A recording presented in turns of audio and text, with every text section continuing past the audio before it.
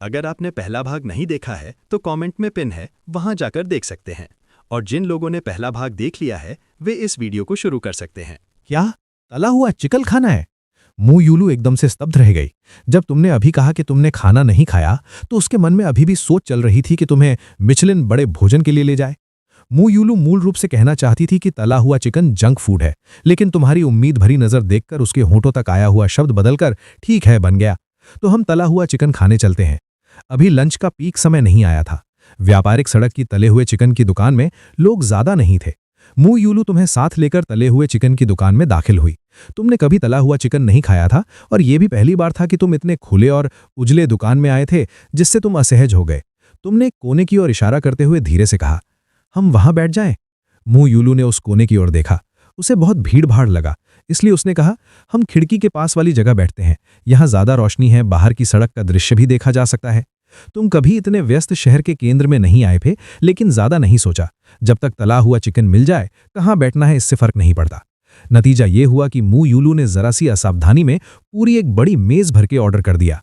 तुम्हारी आंखें तुरंत चमक उठीं और तुम छोटे छोटे कौर लेकर चखना शुरू कर दिया। दीदी, आप क्यों नहीं खा रही हैं? मू यूलू ने सिर हिलाया। दीदी को अभी भूख नहीं है, ये सब तुम्हारे लिए ही मंगाया है।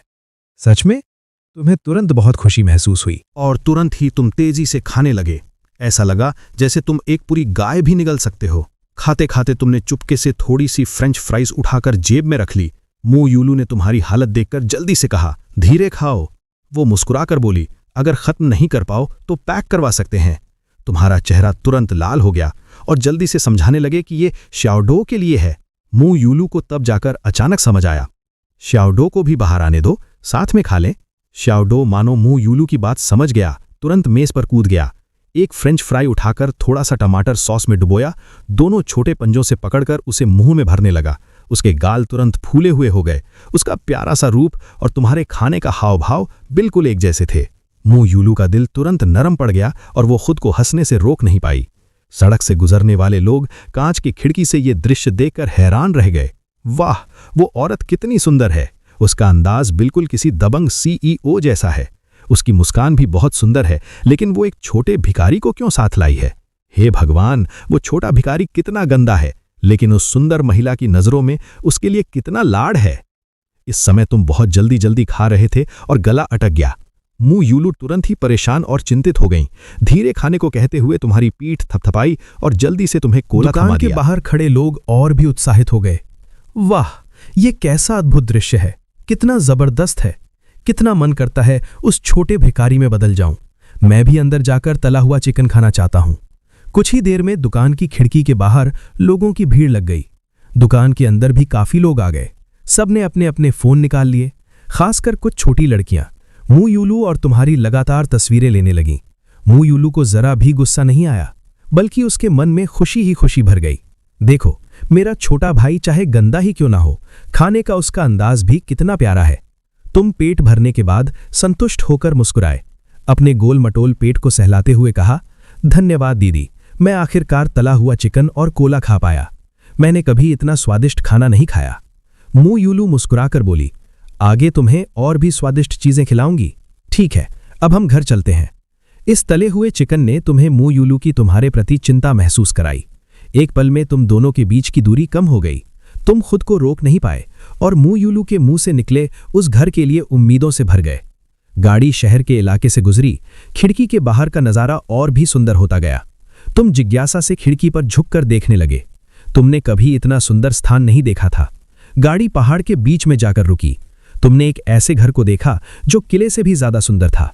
जबकि सर्दी का मौसम था, घर के आसपास की जमीन फिर भी हरी भरी थी और फूलों से भरी हुई थी। दूर के जंगल की पृष्ठभूमि में वो और भी सुंदर लग रहा था। तुम्हारी आंखें उस पर टिक गईं। दीदी, क्या आप आगे को यहां नजारा दिखाने लाई हैं? क्या हम घर नहीं जा रहे थे? मू यूलू ने कार का दरवाजा खोला और मुस्कुराकर तुम्हें नीचे उतारा।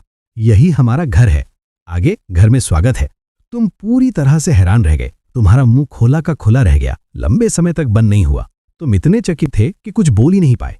उसी समय एक समूह तेजी से बाहर आया। पंक्ति में खड़े होकर एक साथ जोर से बोले, 7वीं मिस और छोटे मालिक का घर में स्वागत है। उन्हें पहले ही सूचना मिल गई थी कि छोटे मालिक मिल गए हैं। तुमने देखा कि वे लोग पहले से ही यहां इंतजार कर रहे थे। हालांकि तुम्हारे मन में बहुत जिज्ञासा थी, लेकिन चेहरे पर अब भी पेशेवर और गर्मजोशी भरी मुस्कान थी। मू युलू ने तय किया कि पहले तुम्हें नहाने धोने के लिए भेजा जाए।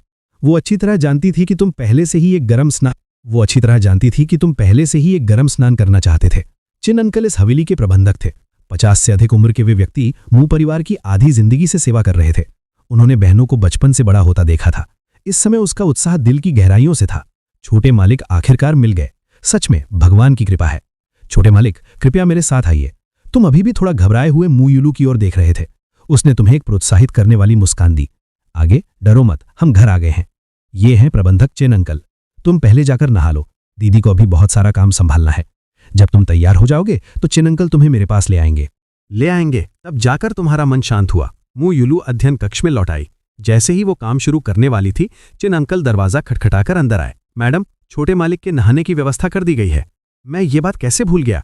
चिन अंकल, आप जल्दी व्यवस्था कीजिए। किसी को कहिए कि कपड़े तुरंत भेजे जाएं। इस सीजन के सबसे नए डिजाइन चाहिए और आगे के कमरे की सारी चीजें भी आजकल के लड़कों के सबसे उच्च स्तर के अनुसार हों। सबसे अच्छी होनी चाहिए, जितनी जल्दी हो सके। चिन अंकल के जाने के बाद मू युलू को याद आया कि उसका फोन अभी भी बंद था। जैसे ही उसने फोन चालू किया, वो मिस्ड कॉल से भरा हुआ था। फोन लगभग फटने वाला था। मू युलू ने कुछ जरूरी कॉल वापस किए, फिर लैपटॉप खोलकर काम करने लगी। बाथरूम में हल्की सुगंध वाली गर्म भाप फैल रही थी। बड़े बाथटब में तुम धीरे धीरे होश में आए। मैं सच में घर लौट आया हूँ। गुरुजी ने जो कुछ कहा था सब सच हो गया। तुम्हारी आंखों से भावुक आंसू फिर से बहने लगे। इस बार ये खुशी के आंसू थे। ये नहाना पूरे 2 घंटे से भी ज्यादा चला। असल में तुम आमतौर पर बहुत साफ सुथरे रहते थे और खुद पानी गर्म करके नहाते थे। मुख्य कारण ये था कि सुबह ही जब तुम साधना के शुरुआती स्तर में प्रवेश किए थे, शरीर से बहुत सारी अशुद्धियां निकल गई थीं, जिन्हें साफ करना मुश्किल था। दोनों नौकरानियां पसीने से तर हो गई थीं। उन्होंने सिर्फ तुम्हें ही नहीं नहलाया, बल्कि शाओडो को भी साफ कर दिया। इस समय तुम्हारे कपड़े भी आ चुके थे। दोनों ने तुम्हारे बाल सुखाए और तुम्हें एक सफेद छोटा सूट पहनाया। वाह, कितने हैंडसम लग रहे हो। छोटे मालिक सच में अद्भुत हैं। मुझे तो एक छोटे हीरो जैसा लग रहा है। कपड़े बदलने के बाद दोनों नौकरानियां हैरान होकर बोल उठी। तुमने आईने में खुद को देखा और खुद भी चकित रह गए। तो मैं भी इतना अच्छा दिख सकता हूं? प्रारंभिक साधना अवस्था में तुम पहले जैसे नहीं लग रहे थे। तुम्हारे बाल इतने पीले और रूखे नहीं थे। तुम्हारा शरीर गोरा हो गया था और उसमें थोड़ा मांस भी आ गया था। तुम्हारी आंखें और भी ज्यादा चमकदार हो गई थीं। इस समय तुम एक जीवंत और हैंडसम छोटे हीरो जैसे लग रहे थे। मू युलू ने आखिरकार काम खत्म किया और तब उसे बाकी कॉल रिकॉर्ड देखने का समय मिला। सभी कॉल दूसरी बहनों की थीं। मू युलू एक एक करके कॉल वापस नहीं करना चाहती थी। उसने ग्रुप खोला, जैसा उसने सोचा था वैसा ही हुआ। सुबह मू युलू ने ग्रुप में जो छोटा भाई मिल गया डाला था, वो जैसे गहरे पानी में एक पत्थर फेंकने जैसा था, जिसने उन सबको बाहर निकाल दिया जो आमतौर पर ज्यादा बात नहीं करते थे। बाकी बहनों ने पूछा, सच में? क्या ये खबर भरोसेमंद है? इतने सालों से मू परिवार ने तुम्हें ढूंढना कभी नहीं छोड़ा, लेकिन हर बार सिर्फ निराशा ही मिली।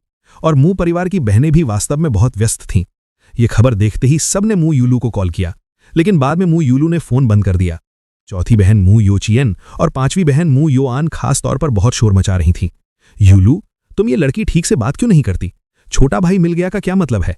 अरे लड़की, तुम झूठ तो नहीं बोल रही हो? मैं बहुत व्यस्त हूं।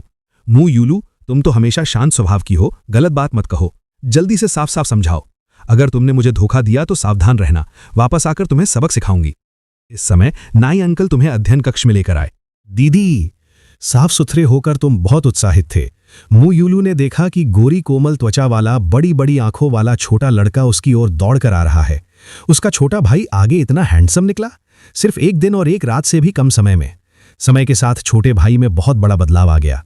कल तक वो एक छोटा भिखारी था, अब वो एक धूप जैसा चमकता छोटा राजकुमार बन गया है। वो सच में उसका अपना छोटा भाई है। छोटा भाई बिल्कुल पिता जैसा दिखता है। मू युलू ने तुम्हें अपनी गोद में उठाया और खुद को रोक नहीं पाई। उसने फोन निकाला और तुम्हारी लगातार कई तस्वीरें ली, फिर उनमें से सबसे अच्छी फोटो चुनकर ग्रुप में भेज दी। तुम दोनों इतनी बुरी तरह मत डांटो। अब जब मैंने ये फोटो भेज दी है तो आप लोग क्या कहेंगे? मेरा छोटा भाई हैंडसम है ना? वाह, सच में छोटा भाई है, पिता जैसा दिखता है, बहुत मिलता जुलता है। थोड़ी ही देर में ग्रुप में चौथी और 5वीं बहन, जैसा उसने सोचा था, फिर से भड़क उठी। वाह, सच में छोटा भाई है, पिता जैसा दिखता है, पिता जैसा दिखता है। हमारे मुंह परिवार के जीन वाकई अच्छे हैं। सच में हमारे मुंह परिवार का बेटा है। तुम जरा ध्यान से बोलो, ये तुम्हारा छोटा भाई है। क्या मतलब तुम्हारा छोटा भाई? वो हम सबका छोटा भाई है, ठीक है? छोटा भाई मिल गया, ये बहुत अच्छी बात है, लेकिन अफसोस माँ पापा अभी भी दक्षिण में हैं। उन्हें अभी तक इस खबर का पता नहीं है। तुमने चैट रिकॉर्ड देखकर हैरानी से पूछा, माँ पापा दक्षिण में क्यों हैं? तो मेरे और भी इतनी सारी बहनें हैं। मैं तो सोच रहा था कि सिर्फ आप ही एक हैं। मू यूलू ने जल्दी से ग्रुप बंद कर दिया। वो अपनी चौथी और पांचवी बहन के स्वभाव को जानती थी। वे जल्द ही वापस आकर उससे छोटे भाई के लिए झगड़ेंगी। अभी वो सिर्फ तुम्हारे साथ अकेले समय बिताकर रिश्ता मजबूत करना चाहती थी, इसलिए उसने तुम्हें धैर्य से मू परिवार के बारे में बताना शुरू किया। अध्ययन कक्ष में दोनों भाई बहन खुशी खुशी बातें कर रहे थे। उन्हें ये पता नहीं था कि बाहर पहले ही हंगामा मच गया था। दूसरी ओर शाओडो नहाने के बाद बाथरूम में ज्यादा देर तक रहना पसंद नहीं करता था। वो चुपके से बाहर निकल गया। इतनी बड़ी हवेली में भी आध्यात्मिक ऊर्जा थी। शाओडो अचानक बहुत उत्साहित हो गया और लॉन पर फूलों के बीच खुशी से इधर उधर दौड़ने लगा। अचानक उसने फूलों के बीच शाओडो को देखा। अरे माँ, यहाँ चूहा कैसे हो सकता है? आफांग जानती थी कि 7वीं मिस को चूहे सबसे ज्यादा नापसंद है। बगीचे में चूहा दिख गया तो उसकी नौकरी खतरे में पड़ जाएगी। आफांग ने कैंची फेंक दी और फावड़ा उठाकर शाओडो पर मारने दौड़ी। शाओडो डर गया। वो तो बगीचे में खुशी खुशी खेल रहा था। ये इंसान इतना बेवजह क्यों है? बिना कुछ कहे ही उसे मारने आ गया। शाओडो डरकर तुरंत भाग गया। आफांग किसी भी हालत में चूहे को रहने नहीं देना चाहती थी, लेकिन शाओडो बहुत फुर्तीला था। एक इंसान के बस की बात नहीं थी उसे पकड़ना, इसलिए उसने बहुत से लोगों को बुला लिया। सबने कारण जानने के बाद चूहे को पकड़ने के अभियान में शामिल हो गए। तुम भागो, मैं पीछा करूं, ऐसे करते हुए शाओडो उनके सामने टिक नहीं पाया। चारों ओर से घेर कर पीछा करने के बाद आखिरकार शाओडो को पकड़ लिया गया और एक बड़े कांच के जार में बंद कर दिया गया। आफांग और बाकी लोग सोचने लगे कि शाओडो का क्या किया जाए। तभी तुम्हें नहलाने वाली नौकरानी ने यह देखा। इतने सारे लोगों को इकट्ठा देखकर उसे जिज्ञासा हुई। फिर उसने कांच के जार में देखा। इतना साफ था। तुम लोगों ने फिर से इसे इतना गंदा कैसे कर दिया? मैंने बड़ी मुश्किल से इस प्यारे हैमस्टर को नहलाया था। तुम लोगों की हिम्मत तो देखो, छोटे मालिक के हैमस्टर को भी कांच के जार में बंद करके इतना सताते हो। तुम लोग मरना चाहते हो क्या? यह कहकर उसने तुरंत जार खोलकर शाओडो को बाहर निकाल दिया। शाओडो समझदार था। जार से निकलते ही वो कूदकर नौकरानी के हाथ पर चढ़ गया। वो प्यार से उसके सिर को सहलाने लगी। बेचारा, अब हम सुरक्षित हैं। हे भगवान, अब तो सब खत्म हो गया। ये तो गया काम से। सब लोग तुरंत सन्न रह गए। जितने भी लोग शाओडो को पकड़ने में शामिल थे वे डर के मारे कांप उठे। आज छोटे मालिक का घर में पहला दिन है और सबने ऐसा कर दिया। छोटे मालिक के पालतू जानवर के साथ ऐसा व्यवहार करने पर 7वीं मिस क्या सोचेंगी? कहीं वो ये तो नहीं समझेंगी कि वो छोटे मालिक के वापस आने से खुश नहीं है, या ये कि नौकर मालिक पर हावी हो रहे हैं? बेहतर है जल्दी से खुद ही गलती मान लें। 7वीं मिस के गुस्से को कोई भी नहीं सह सकता। बाहर बहुत शोर हो रहा था। मू यूलू तुम्हें लेकर नीचे आई। आभांग ने तुम्हें देखा और रोने जैसा चेहरा बनाकर गहराई से झुक गई। माफ कीजिए छोटे मालिक, मुझसे गलती हो गई। मुझे सबको लेकर आपके पालतू चूहे के साथ ऐसा व्यवहार नहीं करना चाहिए था। आफांग बोलना में अच्छी नहीं थी। काफी देर तक बोलती रही लेकिन ठीक से समझा नहीं पाई। आखिर में नौकरानी ने शाओडो तुम्हें दे दिया और पूरी बात समझा दी। अब तुमने ऊर्जा को अपने शरीर में समाहित करना शुरू कर दिया था। तुम साफ साफ महसूस कर सकते थे कि सबकी कोई बुरी मंशा नहीं थी, और अब तुम ये भी महसूस कर रहे थे कि इस हवेली में आध्यात्मिक ऊर्जा काफी अच्छी है। हालांकि ये गुरुजी के छोटे आंगन के ऊर्जा संग्रह वाले घेरे जितनी मजबूत नहीं थी। कोई आश्चर्य नहीं कि शाओडो इतना उत्साहित हो गया। तुम मुस्कुराते हुए बोले, कोई बात नहीं, मैं किसी को दोष नहीं देता। आज शाओडो मेरे साथ घर में पहला दिन है। सब लोग उसे नहीं जानते, ये बिल्कुल सामान्य है। और शाओडो चूहा नहीं है, वो मेरा अच्छा दोस्त है। वो एक प्यारा सा हैमस्टर है। शाओडो बहुत शरारती है, मुझे भी उसे डांटना होगा। आगे से सबको मिलजुल कर रहना है। वाह, छोटे मालिक की मुस्कान कितनी शानदार है, कितने सरल और मिलनसार हैं। दूसरे बड़े परिवारों के छोटे मालिक तो बहुत घमंडी होते हैं, नाक ऊंची करके लोगों को देखते हैं और हम जैसे साधारण लोगों को बिल्कुल नहीं समझते। वे सब 7वीं मिस की ओर देखने लगे। आज जब से छोटे मालिक लौटे हैं, मैडम का चेहरा भी नरम हो गया है, यहां तक कि उसमें मुस्कान भी है। 7वीं मिस ने उन्हें डांटा भी नहीं, उनकी नौकरी बच गई। ठीक है, अब से छोटे मालिक ही उनका सब कुछ है। वे पूरी तरह से छोटे मालिक के प्रति समर्पित रहेंगे और उन्हीं के आदेश का पालन करेंगे।